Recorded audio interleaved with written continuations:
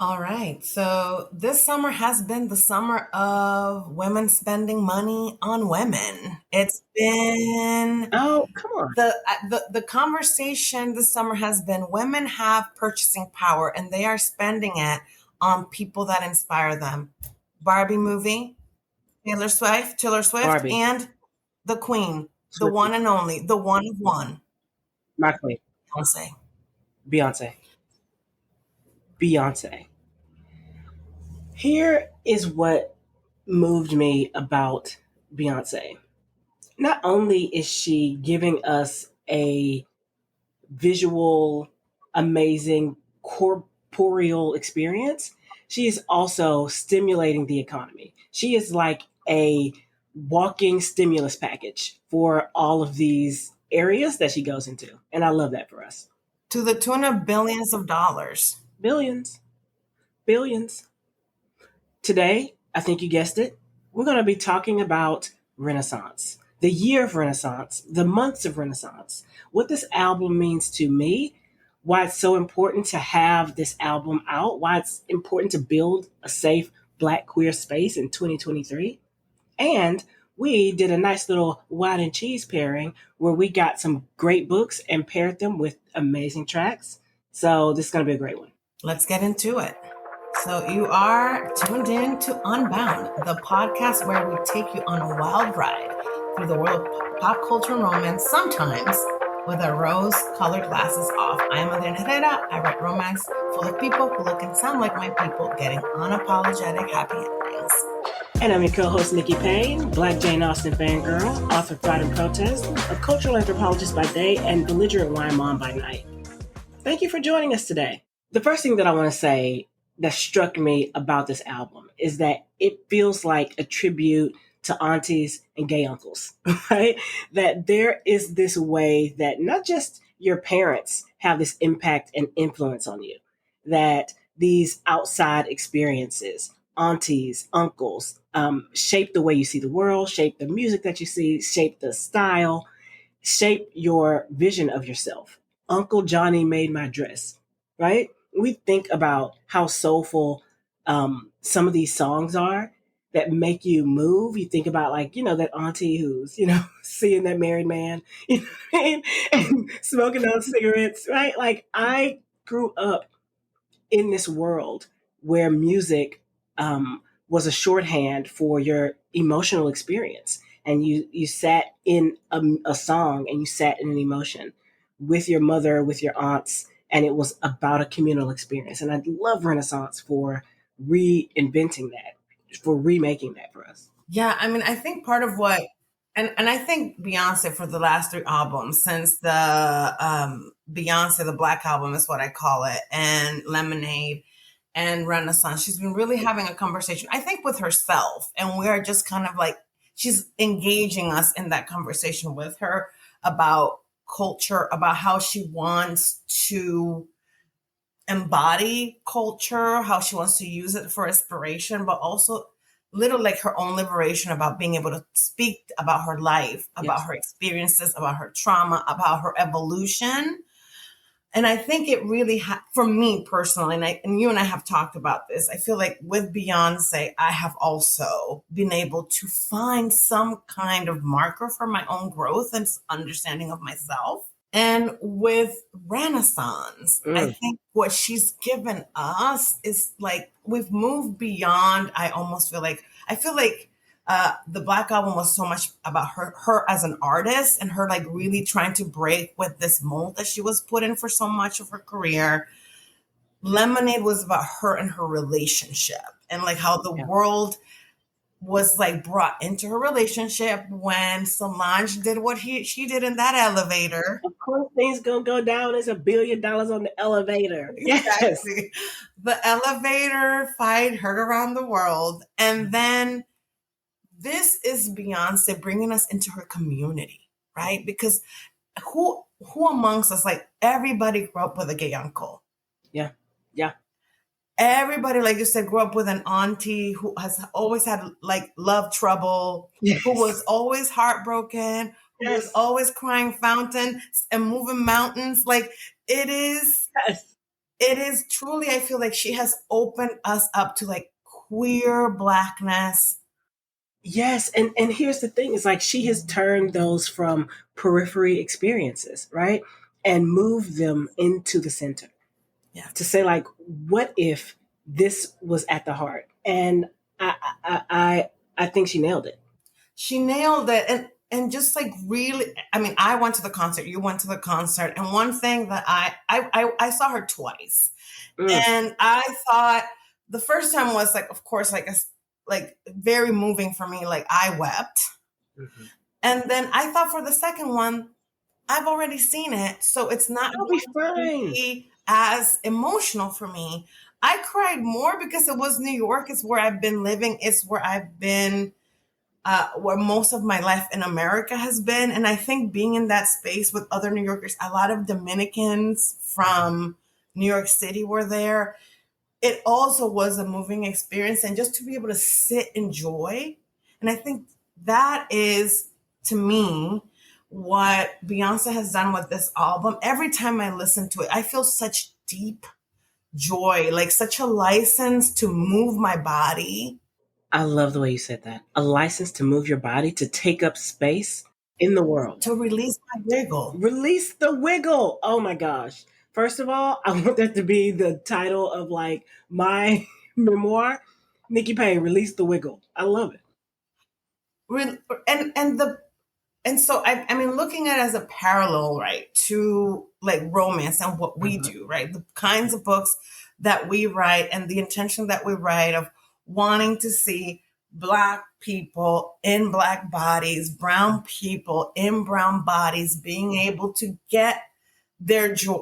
Like the future that we've been waiting for is now, Yes. Yes. Yes. and allowing ourselves to have. And I think that is, I think the message of Renaissance to me, and what I have felt, that I think Beyonce really is, she's and it's a reflection of what kind of creative you have to be when you're a person of color Yep. and you're kind of coming into a space where the narrative has not served Yep. you, is that you have to have intention. Yep. And you have to actually be transformative to even be on the map. Yes. Like holistic, like you have to think about the spirit, you have to think about the body, you have to think about the mind, you have to think about how all those things connect. Yeah. Because for us to really experience a moment of freedom, all of those things need to feel protected. Come on. There's that. There's that. But I also feel like in Renaissance, she is very much she's in conversation with the boundaries at the same time while she's Yes. talking about freedom.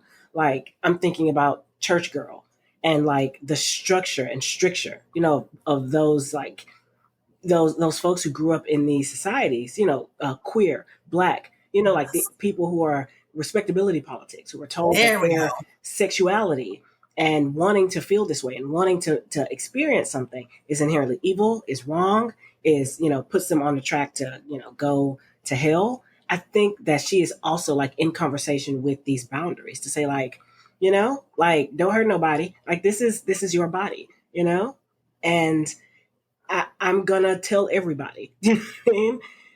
I think there's something there about freedom, but there's also something that she's saying about the structure as well. To say, like, does this structure serve? We have to break free from Yeah. this structure that tells us Yeah. that for people to see our humanity, it has to be us presenting as people that have no spirit, Come no on. soul. Come on. Come on. That you can never impress upon people your validation, your right to live, your right to express yourself, when inherently, like, they are without the opinion of like your ability to even live. You can't live your life trying to convince people that you are worthy to breathe and live. Yeah. And You can't constrict your body that way. you can't, and I think it's why, like, Beyonce has become someone that's very confusing for a lot of the establishment, because I, like a lot of us, I deeply understand what she's doing and see it Yeah. as the gift that it is. Mm-hmm. Like, I receive I receive Beyonce's music like a gift because Yeah. what it does for me. Like I almost get emotional thinking about the way that like her music has really healed me in like these last three albums specifically.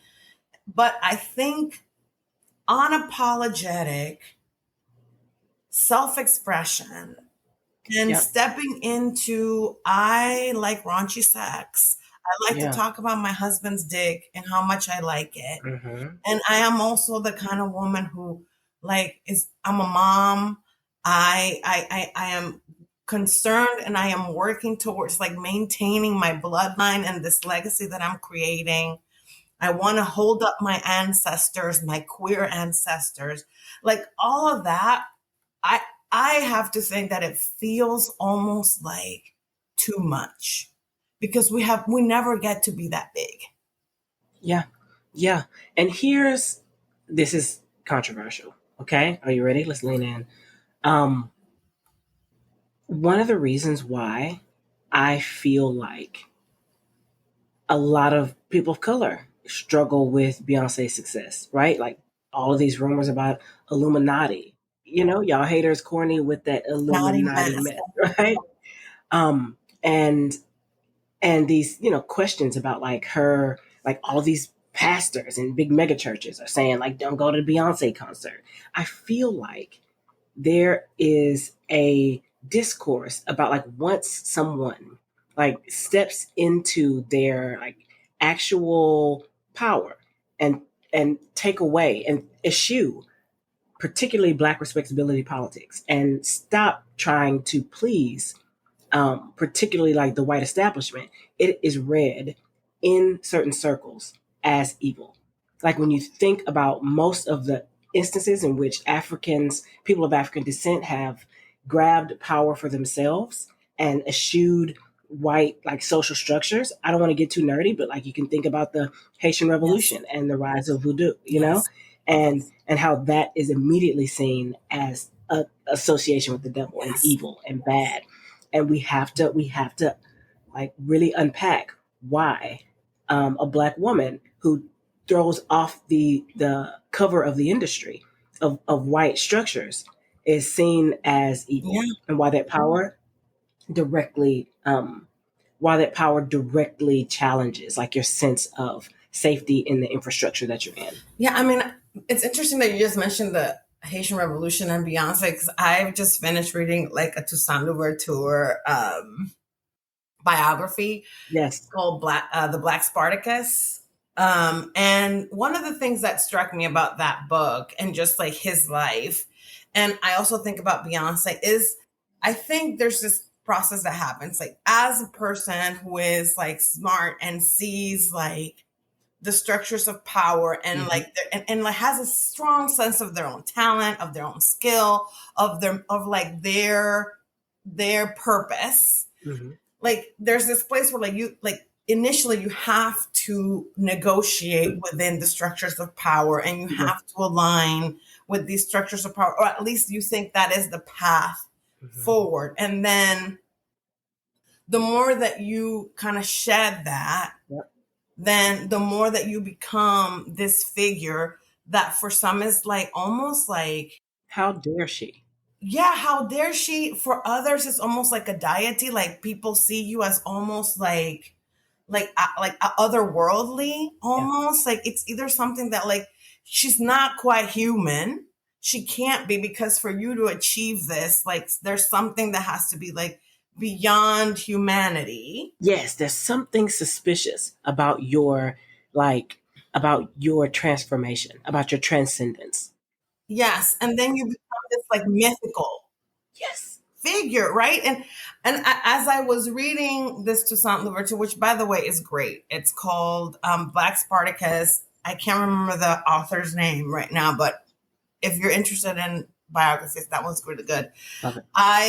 I thought about this thing that happens to people who are from the African diaspora and like make these huge strides and they like conquer spaces, defeat white supremacy in certain ways, like they transfigure into something that's then is not of us. Yep. Yep. Absolutely. Think of the Santa Clausification of MLK, right? Right. Yeah. Absolutely. I love that. Transfiguration. Yeah, and I think that's where she is, right? But at the same time, she's giving us things that are so like basic and granular to life. Like, I mean, Grounded. like how sexy that album is. Yeah. Yes. Can we talk about it? Yes, please. That's Let's the talk thing. about how hard Renaissance fucks. Oh my God. Like there are some instances where I was replaying songs over and over, and I just kept seeing scenes from books like in my mind as I'm writing this. I'm like, that's that scene. That's this scene. And you're just like running over instances because the vocals are so buttery. They're so soft. They roll over. Even if what someone could say, "Oh, this is overproduced," the music flowing over it is like it's like a balm. Do you know what I mean? It rolls right over it like water, and it's so sexy. It's so sexy. I mean, it's a party album. It's a bedroom album. Like it is a summer bumping album. Like it is not supposed to be an album that you listen to just sitting down. Like that Mm-mm. album is supposed to make you move. Yeah.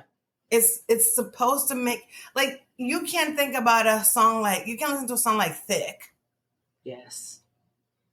and not know that like what she's trying to tell you is that you got to go harder. That's that jelly, baby. Exactly. It's I'm like sorry. I'm just this entire episode. I'm just gonna be quoting the like as a rule. I'm just gonna say shout out words that's like the thing. hashtags. It's who I am.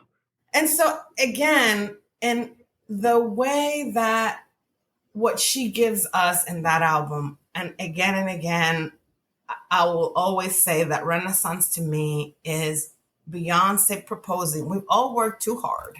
Mm-hmm. And the future that we wanted, the Yeah. joyful future that we wanted is now. Like, Oh, we have to take it. okay. That's deep. Let me process. The joyful future that we wanted is now. Now. You got to snatch it out of the mouths of tigers, Yes, because what are we waiting for? sis. Like why? Why am I moved? This is deep.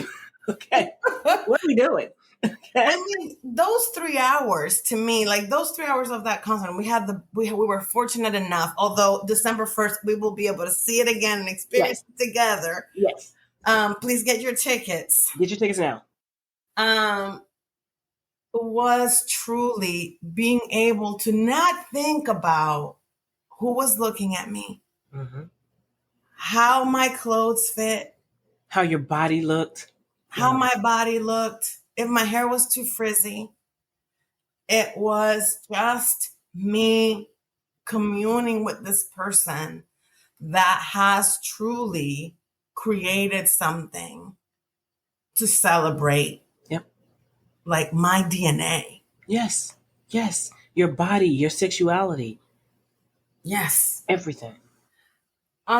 Shall we talk about some of the books that we think match the album's tracks? Let's get into it because we're going to take you on a Renaissance tour that is literary. I know, weird, but we're going to do it because we've studied a lot of Renaissance, as you could hear, and we've read a lot of books. And we've read a lot of books. It's the wine and cheese, right? We're giving you the wine and cheese. All right, let's do it. All right, what do you got? First song, I'm That Girl. I think for me, I'm That Girl.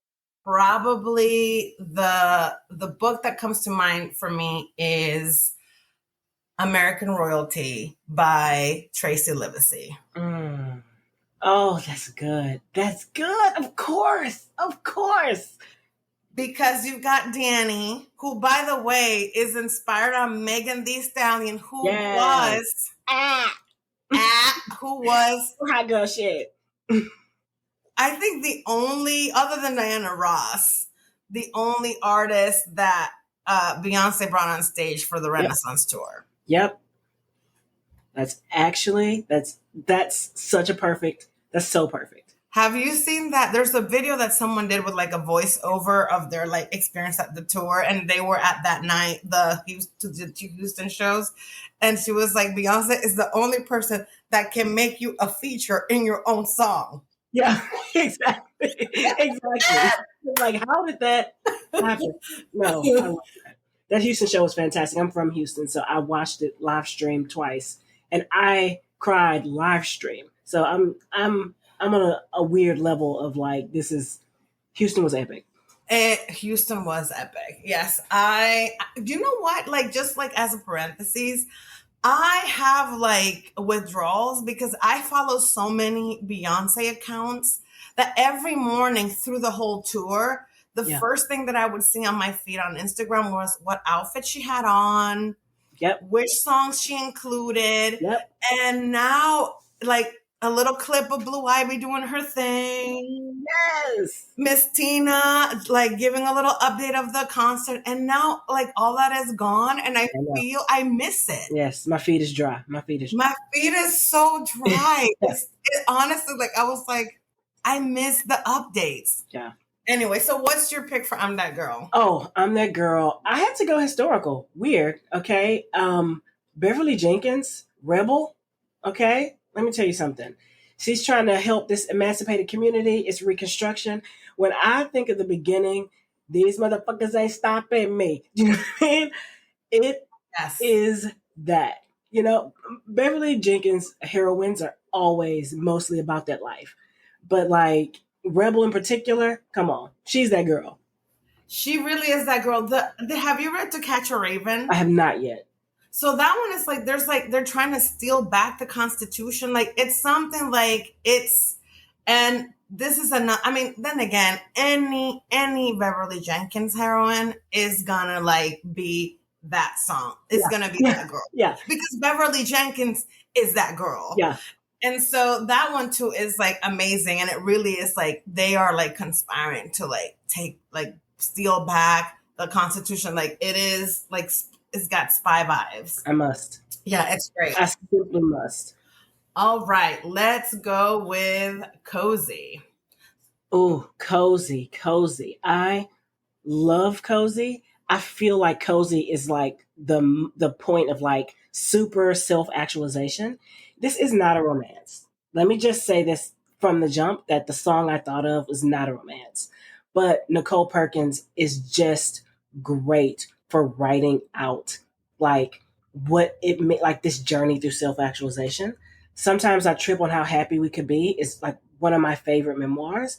Not only is it just kind of about the body and music and pop culture and auntie music, right? But it is like also about like how she's come to terms with herself and come to terms with her body and like what that means. And just when I think about someone who is just like, might I suggest you not fuck with my sis because she's comfortable? Like she's had her life. She's talked about it. She's open. She is where she is in her body. And I love that for that book. Yeah, I picked a poetry collection. Actually, it's like a mix of poetry and essays, and it's called Plantains and Are Becoming.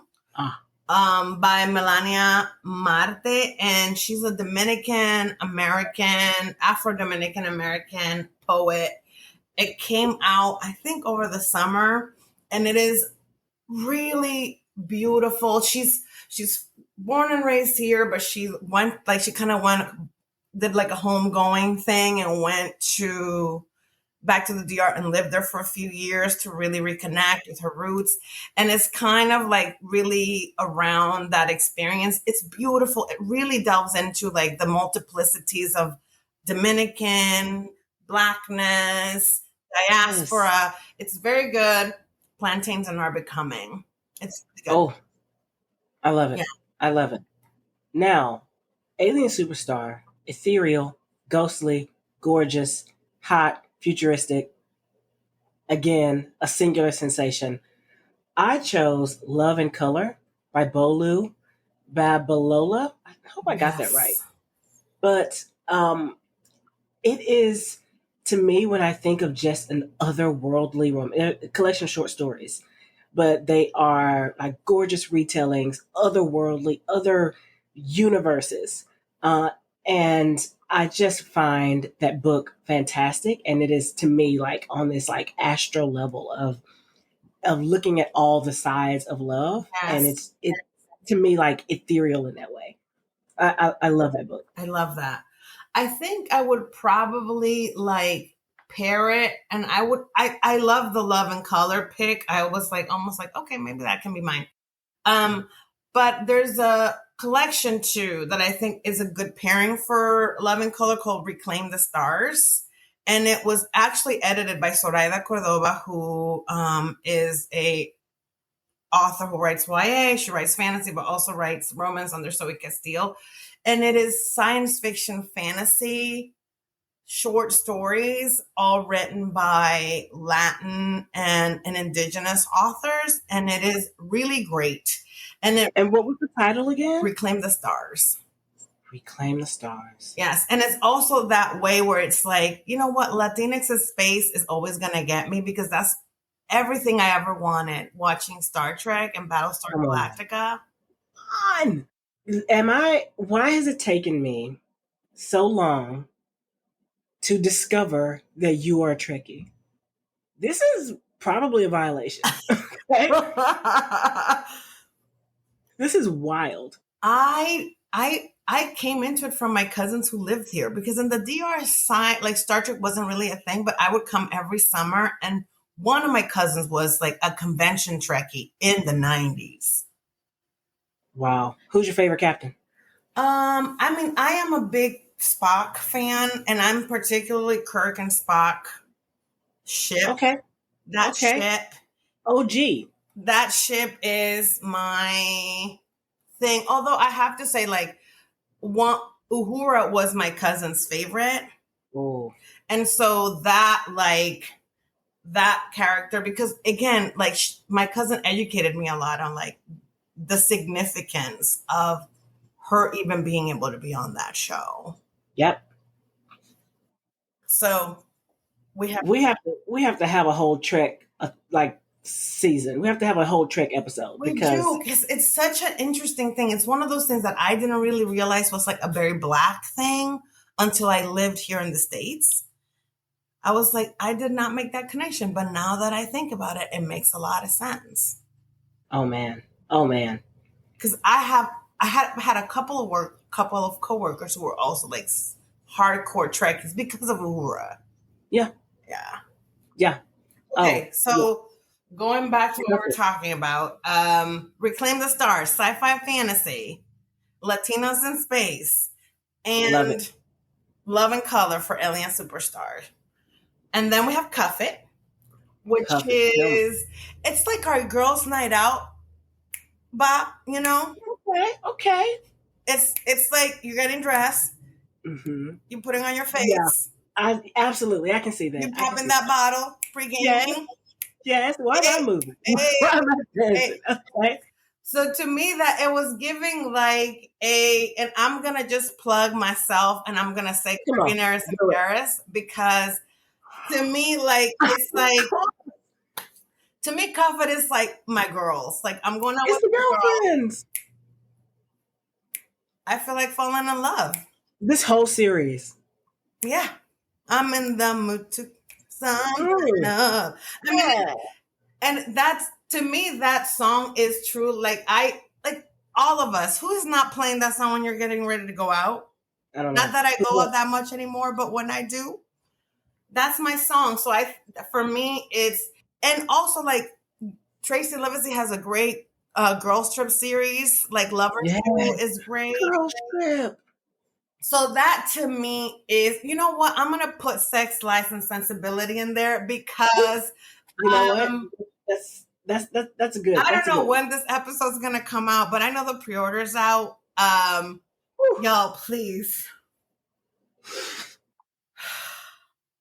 I'm gonna talk about that book later, but I'm gonna say because Nora and Jan are it. Oh man, they're the duo. They're the sisters.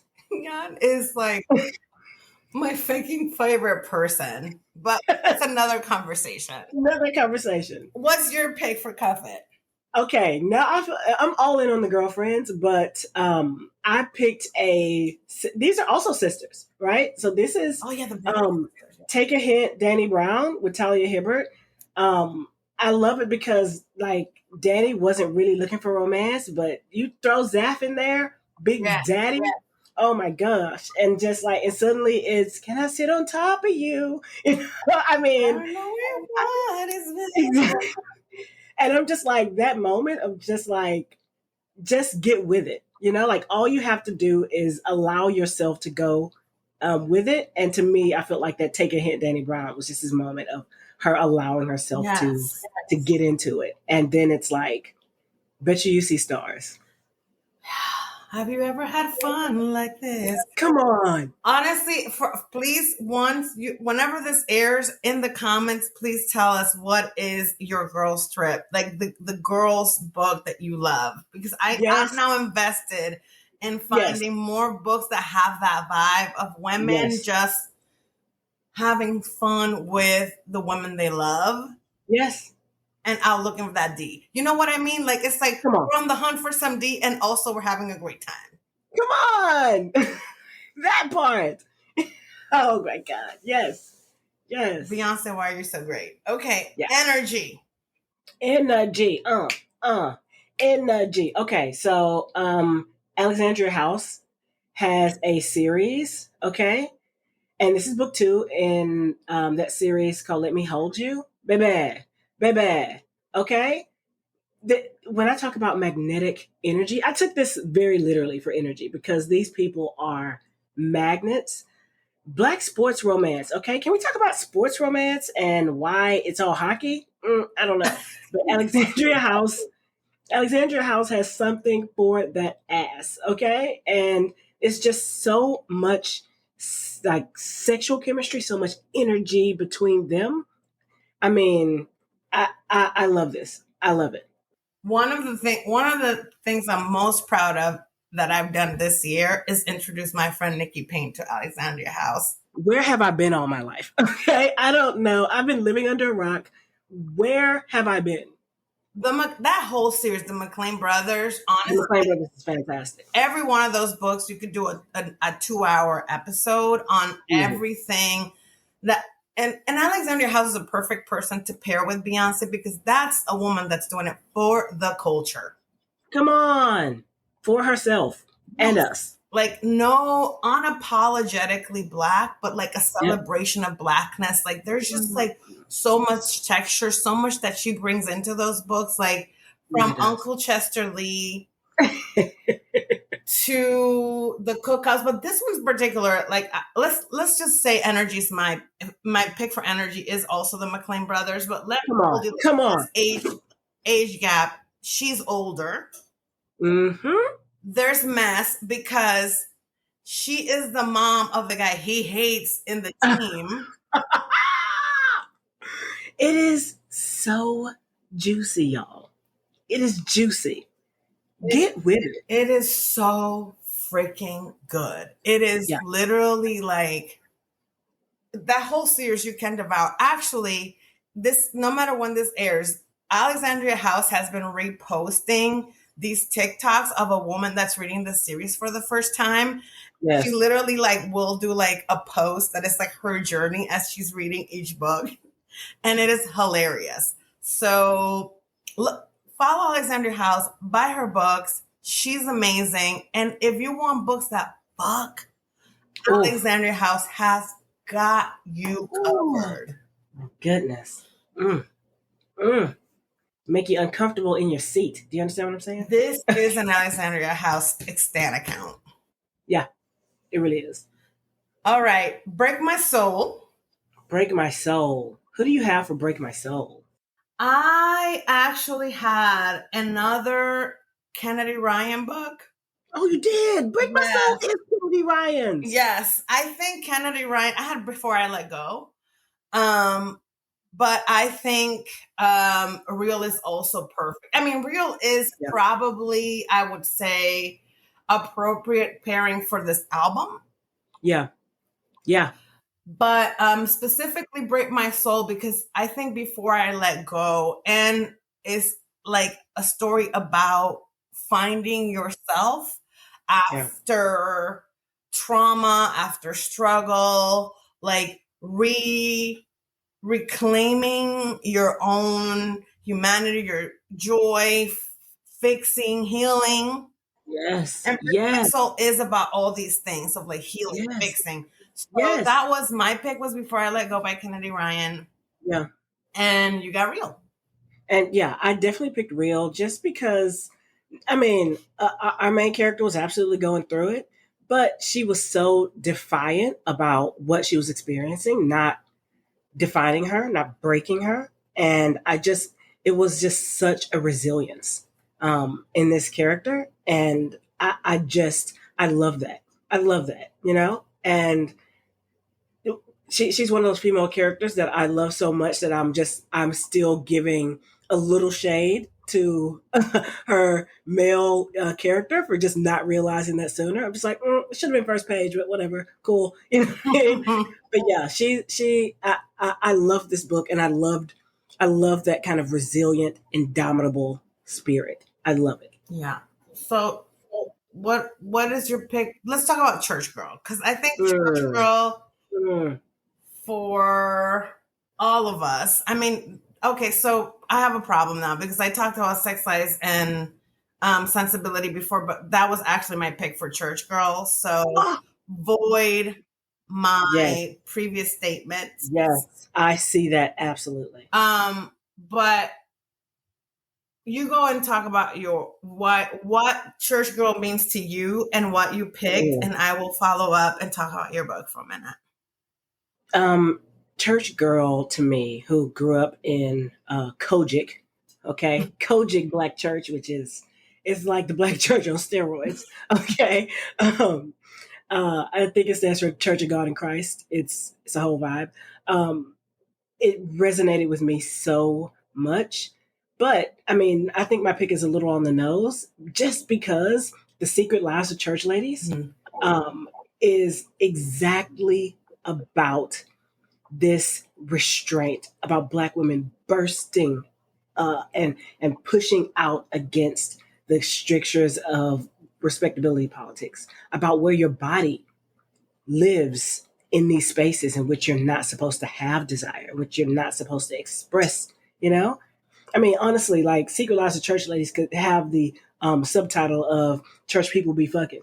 Like that's it is literally about what happens when you force yourself into those structures. What inevitably happens every time that happens is that you have to break free. You break free in secret or you break free in public, Yes. but you break free. Yeah, so I was like of two minds with this because church go for, and I did not grow up very in a very strict church Mm-hmm. life. My mom became much more Catholic and religious, and I mean I wouldn't even say religious. I think my mom just likes the community. My mom, like, later in life, Yeah, but the DR is like intensely Catholic.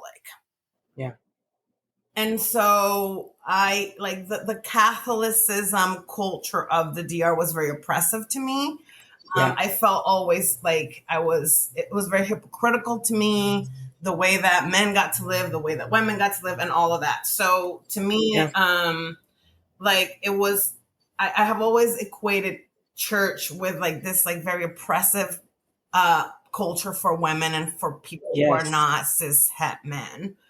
yes. And so I had two books. So I have Full Moon Over Freedom by Angelina Lopez, Oh my gosh, that's perfect. who is like like she literally, her nickname was the Pride of the East Side. She was like the perfect girl in her family, the perfect, like the pride of her town.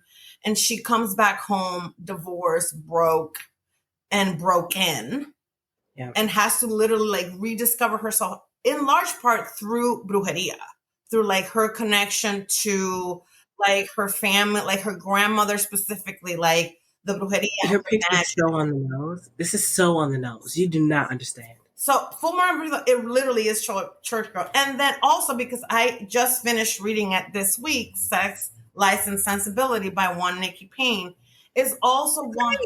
It's that like I won't get too much to it, but this is the first time I've read a book that literally like the first chapter was literally my life. Literally, that funeral was like my life. And also like Nora is someone that has had this violation happen to her, and she has and her body was her tool, her greatest asset, what she could do with it, the way she could move in it, how fast she was, how good she was at moving her body fast. And then what she did with her body has become her greatest shame and has taken away the thing that she knew how to do the best, the thing that made everybody proud of her. Mm-hmm. And she is on a journey to like go back into her body, right? Like, and it's all around like morality and hypocrisy has taken this from her. Yeah.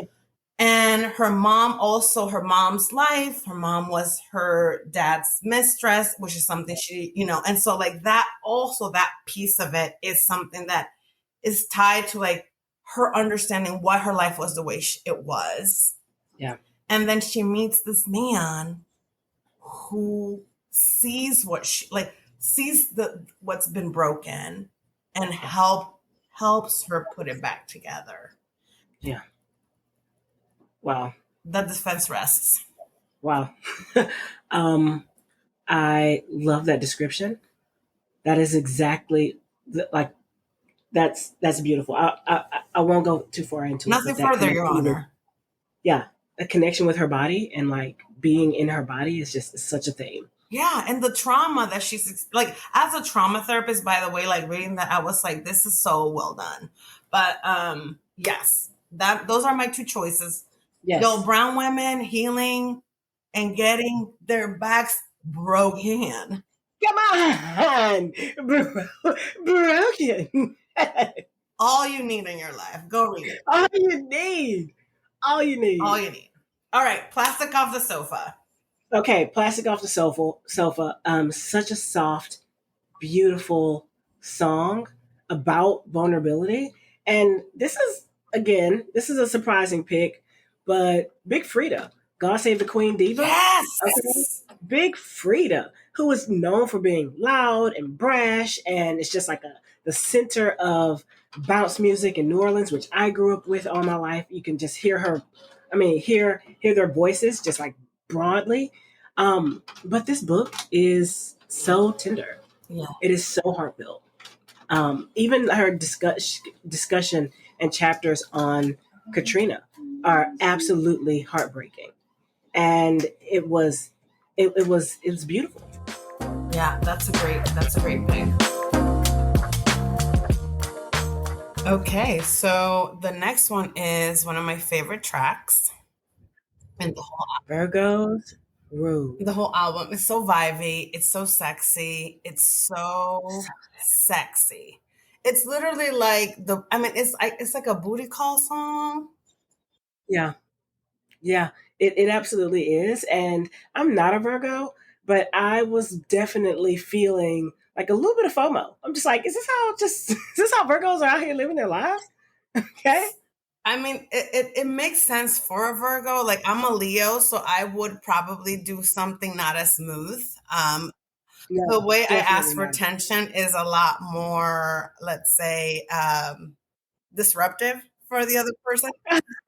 I'm a Cancer, so I can cry about it. Okay. My child and my sister are Cancer, so I also like you're either mean or you're cry. I think you nailed it. Maybe that's why we get along so well, because I have learned to navigate the seas of the Cancer, of loving a Cancer. Yes. What's your pick? Okay. Oh, look at us. Look at how polite we are. I chose Treasure by Rebecca Witherspoon. First of all, not only is it just it's about like a very straight laced woman just falling in love with a stripper that she, and it is so sexy. It's so sweet, and I just imagine that the person just kind of fell in love by accident, and just I think when you read it, you'll understand that it is, first of all, it's sexy as all get out, sapphic love story, but also it is just like the way that love disrupts all of this person's perfect plans. And I have a daughter who's a Virgo, and she has literally made up of perfect plans. Do you know what I mean? And I love that. I love the way that love can break that up, and it's sexy as all get out. So sexy. So my pick is "You Made a Fool of Death with Your Beauty" by Akwaeke Emezi, which was Tell me about it. it's probably one of my favorite books of the last few years, and it definitely was Ooh. one of my absolute favorites last year. And that is a book that is definitely a story that is about how love just, like, life comes at you fast sometimes when it comes to love, and you sometimes fall for the wrong person at the wrong time and in the wrong circumstances. Sometimes you hurt other people. But when that love is right, it just is right. I can say many things about that book, but I think it's a perfect kind of, like, 'cause to me, Virgo's group almost feels like this kind of person that is kind of like begrudgingly, like, trying to, like, okay, I give in. I need you to like come over. Like, I am kind of like against my better judgment. I love that. Begrudgingly about to get that deep. Yes. So to me, "You Made a Fool of Death with Your Beauty" is really a study in that kind of thing where, like, you just have this connection with this person and you cannot avoid it. It's undeniable. Wow. I'm going to get that too. Yes. Have you read it? Have you read "You Made a Fool of Death with Your Beauty"? I have. I mean, I think you had other feelings about it than I did. But feelings were other. We should have like one of these, a session where we debate books that are on either side of our hydraulic piston. Yes. Yeah. I think this was a perfect debate book. Last week I was at Comic-Con and I did a battle of the tropes. And it was, the teams were Soraya Cordova and Tessa Bailey on one team, and Sarah McLean and I on the other team. Oh my God. And the audience would just give us a trope, and then we had to, like, convince the audience which one was the better trope. And I feel like we could do that with books. Like, we must. Like, why you should hate this book, why you should love this book. The thing is that the book is beautiful. It's gorgeously written, right? That's the execution of the idea is the least, is the least problem with the book. But like, we can talk about it. I know. Yes, let's make that a plan. Like, let's do like a book battle. Yes, a plan. Okay, so let's go on to move. Okay, here's what's so interesting. This is again a surprising take. Move is just big. Every time it comes on, I literally have to do this. Like, there's what you can't see is that I'm just like pushing the air away from me. Just, you have to make elbowing movements when the song comes on. It's so big, and it's just so like, I'm here, and make room for me, make space for me. And the reason why the book I chose, strange name, is called Quietly Hostile.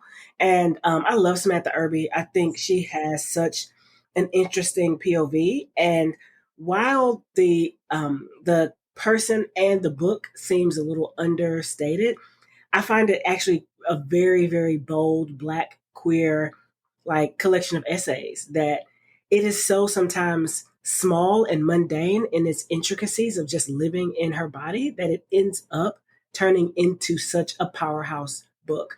And she's in this way saying like, make space for me, for this body, for this way of thinking. And it's just a book that unapologetically positions herself as a person worthy of love and loving, and a body worthy of love. And I love that book for that. Yeah, I love Samantha Irby also. When I saw that that was your pick, I was like, yes. She actually one of my favorite people on the internet. Like if you don't follow her on Instagram, you really should.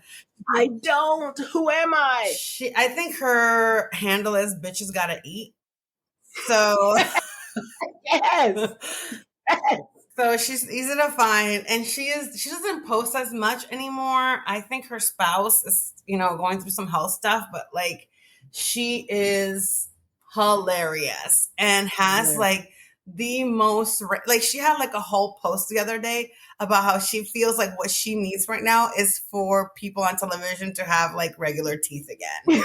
Because like super big, super white teeth are like really like bringing her down. And it was just amazing, honestly, because I've had that feeling for years now. Yeah. Yeah. Like, can we get back Um, to just normal teeth and not like Jim Carrey and the mask teeth? God. My pick for move is actually also romance.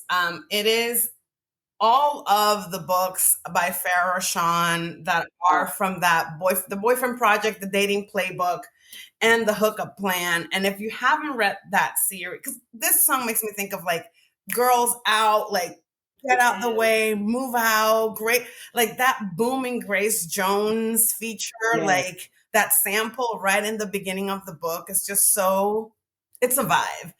I It listened is to that song a about. lot this summer. So this series starts with like the premise is like these three women realize that they're dating the same guy. Like they realize that the same dude is like playing all of them, and they kind of Yes. find out while one of them is like live tweeting her date, and then they all meet to like talk about it, and then they become like besties. It's great. It's such a like sisterhood, friendship, um, uh, series, but also every single one of the books has like really great female leads that are doing something, that are kind of like striving, like on their hustle. So that's my Yes. recommendation for Move. I love it. I love that. I love anything for Rashawn, honestly. I don't think she can fail. Same. She is amazing. And I have like a prayer for her to get to do the Princess and the Frog book for the Meant to Be series. Like Disney's doing these adult reimaginings of their like princesses. And I keep hoping and praying Sorry. that she gets the Tiana book because I think she would do a phenomenal job. And I'm almost there. I know. And we can have a princess that's not a frog for 90% of the movie. Yeah, let's do that. Yeah. Let's try that. Oh, heated. Heated. When I tell you this was one of my favorite tracks, I cannot express to you how many tiny little pieces of this song I was singing all the time. Reservations, a whole lot of texting with no conversations. I mean, I just love the way that she put words together. And my choice for this, because of a certain set of words together. Nobody asked, but I'll sing. It's been a lot of years. Really think you're getting one past me. Okay, where are you going already with that? I'll tell you what my choice was. 7 Days in June. Tia Williams. I gotta fan myself off. I gotta cool it down. Heat it. I just think the relationship between someone learning themselves and like having to learn this other person anew, a person that they kind of knew intimately in this other way, I think it's given 7 Days in June. Not just because the book is heated itself, but I love this idea of like we know each other. You can't play me. All the people that he played and could talk all this stuff to, it wasn't her, right? It's too much time. It's us. It's us. I mean, that's honestly a perfect pick. I was trying to figure it out because Nikki's a lot more organized than I am, so she picked her stuff before I did.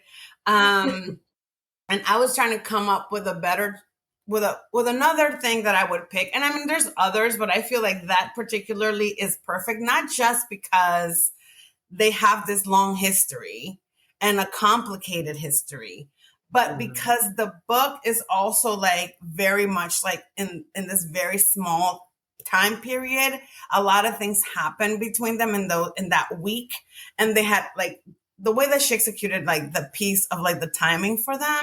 Oh yeah, the structure was honestly it was perfect. It was perfect. And it is like there's just like it's just two people that are like perfect. It's like the one that got away, but like they just come together very explosively. Yeah. So I would also say Heated. 7 Days in June by Tia Williams is a perfect choice for Heated. Yes. And the next one is Thick, which obviously celebrates a thick girl, some curves, that jelly. And so my pick for this one, because I feel like it has to be someone like in the book where the hero specifically is seriously into how curvy she is, like the shape of her body. I picked Mickey Chambers' Shakes It Up by Sharice Reed because these are some of the best plus size sex scenes I think I've read in a while, because she's not only is she like curvier, she's like, fat, but also she has like a chronic illness. Like she has like a thyroid, I think like hyperthyroidism or something like that. So she like has like her body in a way is like something that betrays her a lot. Like she passes out, like her blood sugar like go down. So she really is someone that has for a long time had these struggles with her body, and this man is into her body. One honest to God, one of the best sit on my face. You are bringing back memories. This is so fresh in my brain. I love this book. Like it was he goes and tells her like I can't talk when I'm eating. Like it's just too good. He is so grumpy, but he just is. It's classic. He hates everyone but her, and even her. He like is still kind of salty about it. Like it's just chef's kiss. Oh yeah. I chose Taj McCoy. Savvy Sheldon feels good as hell. Not just because Thick is, about getting like, to me, Thick was like layers of Thick. Like there was just like the just raw sexuality of just getting strong, getting your back broke strong, but also just like this is softness, right? This is sensuality. My body is soft. It's not hard. You know what I mean? I said jelly, baby. Yes. Like it, and I just love like any type of book where the character, particularly Savvy, is unapologetically thick and fine as hell. I think Black writers have been doing this all the time since the beginning of Black writing fat Black women, and it's not a question about whether they deserve the D. And I think Savvy Sheldon is just a perfect example of just a thick mommy who is just, it's unquestioned that she is hot. Yep. There's nothing else to say, period. Period. Right. And so all up in your mind. All up in your mind. Is next. And that one was one of those, it's like right at the end. So I actually didn't, because what happens to me with Beyonce a lot of the time is that when I start listening to a new album, I'm just like stuck on like the first 6 tracks for like a month. And then I get to the rest. So All Up in Your Mind, I think is one of those sleeper tracks. Yes. All Up in Your Mind is a sleeper track. There's so much to that song. The beats are amazing. And the range this woman has, because just as like Heated is like, oh, that's right, because Beyonce raps too. This one is like she has like such like a phenomenal sense of setting a mood with a song. Yep. And to me, it's one that catches you off guard. You kind of don't know what to expect, and then you're like, this hits. To me, I don't really. My pick is Honey and Spice by Bolo Babalola, and the reason why I picked this book is because I don't usually like new adult. I don't usually go for college age books Yeah. because I'm old, baby. I'm 45. Baby. So I usually, and all honest, like a lot of the new adult that I've read, there's not a lot of new adult with people of color. And so Yeah. like a lot of like the new adult books end up being hockey romances or whatever, which can be fun, but like I only have enough, I only have a certain amount of bandwidth to be in certain points of views. Let's just say that. Yeah. But Yeah. but this was really great because Honey and Spice is two UK college, like it's two people, and it's like fake dating. She's kind of like outspoken and has like a, I think it's a radio show or something, and Yeah. and they end up kind of fake dating, and it's like they're both fandom people, and it's so cute. Like it's like so pop culture. Her writing is very voicey, and there's a lot of pop culture. They're both like black nerds. Like there's so much in it that to me that was stuff that I love to read, and I didn't go into it expecting it to love it as much. Yeah. And it really hit. Like I love that book. So that would be that's my rec. Okay, our rigs have so much in common. Not only is my book a little young, it's YA actually, but it's also about a radio host. And Love Radio by Ebony Liddell, first of all, is so good. It is so sweet. But why I love it as a pick for All Up in Your Mind is that this character, Prince, is this like incredibly charming DJ, and he knows how to talk to people. And All Up in Your Mind is to me this celebration of like not necessarily all sexual, but like cerebral love. Like when you are finding someone and vibing with them, you catch them and, oh my gosh, I really like your smile, right? Or like these moments where you are thinking about them constantly.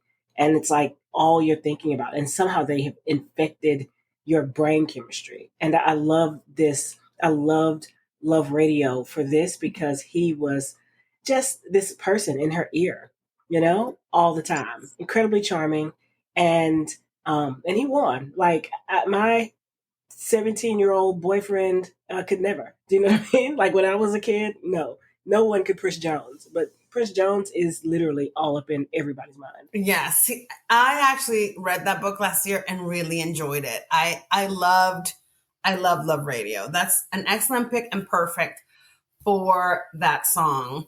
And now we have Pure Honey. Check my Pure. technique. Oh no, America Has a Problem. Oh, America has a problem. Oh, let me tell you something. Look, y'all gonna get tired of hearing me wreck this book. I'm telling you right now, just from the jump. There's a line in here. This kind of love, big business, whole slab, I kill for you. Like this is a woman who has built her career, has done all the things, right? She's not letting her chance slip. So when I think of America Has a Problem, I'm thinking of Regina Black's sexy political trophy wife who has a million reasons, literally, to stay with her cheating husband for the gram, for the looks, and a damn good reason to leave, which is just the hottest hero. Woo, I'm saying that there is a way that this character stayed in this relationship for the big business of it, for the look of it, and that was important for the money. And when a trophy wife has had enough, they bad. She gets into it. I always think when I think about that book of like that iconic scene from Waiting to Exhale where Angela Bassett sets the car on fire. Yes. So the art of scandal is that. It is, and that character very much like Angela Bassett's character in Waiting to Exhale is very much that situation. I mean, all of them are really, but hers in particular. Yep. My pick is Hana Khan Carries On by by Usman Jalaluddin, and it technically is my favorite. I love that book so much. Wow. I love that book so much, and it's set in Canada, but it applies to America. So it's a Muslim South Asian woman who has a podcast that talks about like life as a young woman in the world, Muslim, trying to like be a person. And her one of her like super fans, like one of the people that's like a listener, ends up being the son of the family that starts opening a restaurant across from her family's restaurant that's struggling. Mm-hmm. So it's you had me at You've Got Mail kind of retelling, but also because he does, they don't know that this correspondence or this person that they know have this parasocial relationship is also like the person that is kind of like the nemesis with the family business. And to me, it really speaks to all the haves and have-nots, how there's so much that you have to negotiate. There's also a lot about her story. Her dream is to work in public radio, and she has a point of view. She has things to say, and she kind of comes up against this like really Karenish lady that she works for, that is really kind of like sabotaging her ability to like fulfill this dream of being a voice in public radio for her Muslim community. It's great. That hero is phenomenal. It is amazing. This book has, I think, one kiss maybe. And yes. And yet, Uzma does it all the time. She does it all the time. One kiss, one handhold, and I'm on the floor. Yes, a puddle on the floor beside myself. And I am the kind of person that needs, like, if you can put the sex in the second paragraph of the book, that's the ideal for me. Yes, Uzma does that to me all the time. The characters will glance past each other and touch the raggedy skin of their elbow, and I'm just like, I need a towel. Like, it's so bad. It is phenomenal. There's a fantastic secondary kind of love story of her aunt that has like this past that's very like has been a scandalous past. It's a beautiful conversation about like hypocrisy, morality, double standards for women, feminism, matriarchy. It is so freaking good. I've read this book, I am not exaggerating, like 4 or 5 times. And y'all, I think there's a handhold. That's all there is. And it's one of my favorite romances. It's gonna wreck you. The handhold will wreck you. That hero is just, I'm actually going to read that book again this week because I have not read in like 6 or 7 months and I'm due for a reread. Please read it. It's so good. Yeah. I cannot agree more. All right. Pure honey. It should cost $1 billion to look this good. This was a great time for me to look into some very juicy fake dating. Jace Ellis has a book called Learned Reactions. This is a fake dating male romance. And my issue sometimes with fake dating is that like you're gonna have to do some work to pull off like making fake dating plausible. It's like you're a star or something has to happen. It's just, it's hard for me to buy that, we have to fake date because like my mom wants me to have a boyfriend. Like, cool. Right? Not interesting. But it was about like custody. It was about like getting custody of his niece. And it was like putting on this show of like being a stable family. And I was like, you know what? This is exactly why someone would do this, for love of another family member. Like, let's do it. And like, of course, they have all this chemistry, and that part, like, they make it look easy because they got it, like they had it, And it was so sweet, it was so soft, and I love that book. Jace Ellis, Learned Reactions, great. I picked Forbidden by Beverly Jenkins. Oh, you can't lose. You can't lose. You can't lose right now. And I have a whole argument to why this book is perfect for this song. I don't know if you've read Forbidden. I don't know if you haven't heard of Forbidden. If you haven't, you know what? Just turn this off and go read it. Okay. And come back to us later. We're not as important as Beverly Jenkins. So it's a book about, and this is based on a true story because everything that Beverly Jenkins does is like couched in real history. So it's a man who's the child of a woman who was a slave and the plantation owner. And he is white passing. So he has like, oh my God. I remember. I'm sorry. When you said that, it brought on a visceral memory of this book in my stomach. I know exactly the book. This book raised me. But continue. This book is my mom and my dad. Okay, so he is like passing as white, and he literally like after the Civil War, comes back to the plantation, and his brother's gone, and he like goes west to like reinvent himself as a white man. He's living as a white man.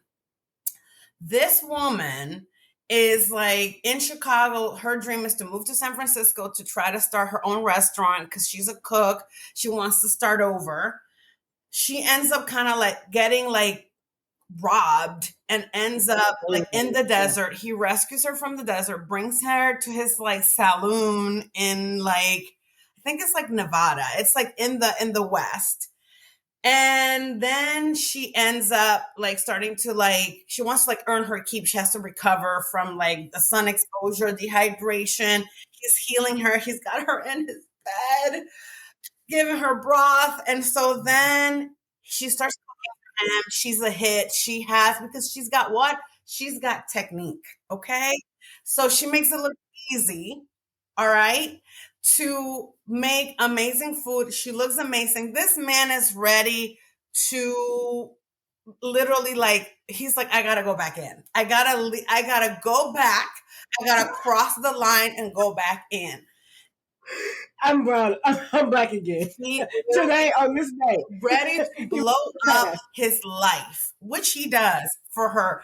And the thing he does that undoes me every time is he calls her his little queen. In those moments. And is like obsessed with her. So please, God, Ryan Fontaine, the ultimate hero. Yes. Please go read it. It's so good. And like, of course, she has an author's note at some point in the book about like the real history of it. It's set during Reconstruction, and she has phenomenal like moments of like the Black community in that town negotiating like politics and their rights, their place. It's Beverly Jenkins is a national treasure. Okay, seriously, that recommendation just ate. It just ate everything. That is so good. That book is honestly, truly, truly, truly one of the greatest romance novels ever written, like unequivocally. And I think also particularly as like a person of African descent, you understand the stakes of like what it meant to pass during that time. Like it was literally life and death sometimes to pass. And then for him to go and choose like this life. I mean, that's wow. And it was it took him like a week too. It was like, I have lived like this for years now, really kind of committed that I can do more good as a white person supporting Black people and Black businesses than I would if I like lived as like, he had like a whole thing. It wasn't just like, I want to be white because it's great. It was literally like, this is a way that I can help my community from the inside. Political expediency. And in the context of like post like or Reconstruction era, like that's expediency. Yes. Those are stakes, ma'am. And that man within a week was like, well, but do they need me? Can you pass some greens, please? Pass some collards. I'm tired of this. And it literally was like she made some cornbread or something. He was like, I'm on the wrong side. Like this is not manageable anymore for me.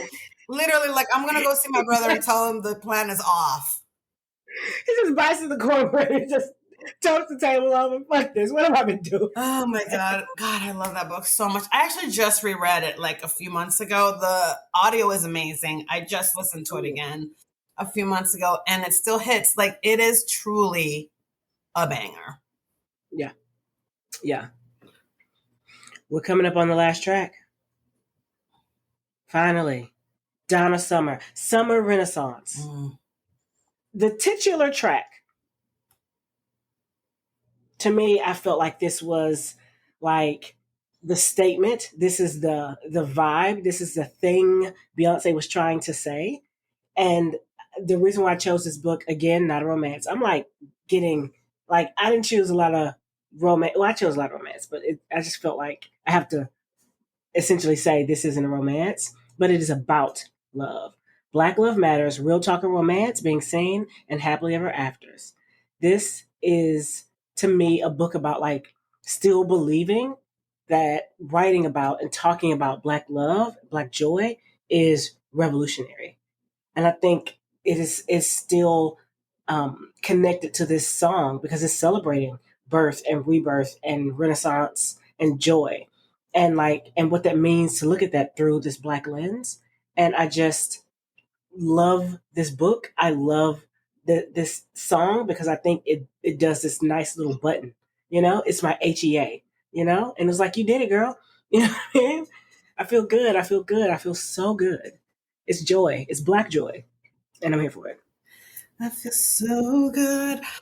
I have like I think Black Love Matters is actually a great pick, but I have like kind of like a little like subtitle pick, not because it's not a great book, but I think because it's not as like hefty of a proposition as Black Love Matters. Yeah. I think that book, like Beverly Jenkins has a piece in there.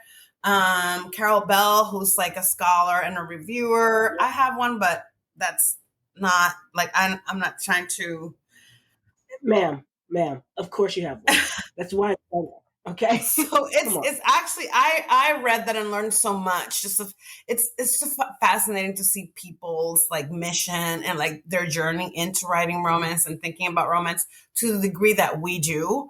I think part of what I love that Nikki and I are doing this is because I think people don't think about romance seriously, and romance is something to be thought about very seriously because it's such a huge component of like pop culture and like what drives myth, culture, the temperature of the room at any given moment. But my recommendation is you should See Me in a Crown by Leah Johnson.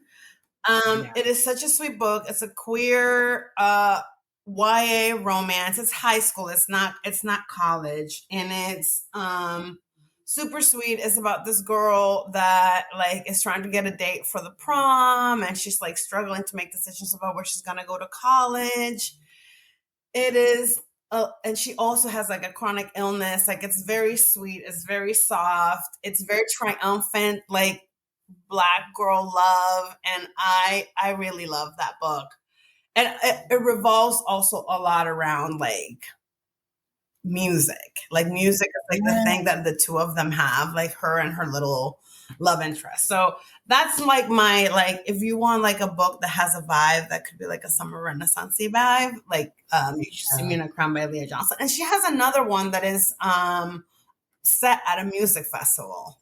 Oh, so that's the theme of her work. Yes. So that is all we have. I mean, we gave you a lot to read. We did. Your TBR should be exploding. It's too much, maybe. Too much. I hope you all took notes. You can always re-listen. I honestly have to now go reread a few of these that I haven't read in a while. So before we go, we want to hear from all of you. Share your favorite cut off of the album from Renaissance and how it made you feel, and a book that made you feel that way too. Connect with us on Instagram at Unbound Podcast. Okay, folks, we got to go because we haven't gotten our tickets to the Renaissance movie, and we need to have our seats in the front row. Well, not the front row because it's a movie theater, but you know what we mean. We have to go. Yes. Go get yours. We'll see you there December 1st. And join us in December 2 1. weeks as we unfasten the laces of another pop culture phenomenon.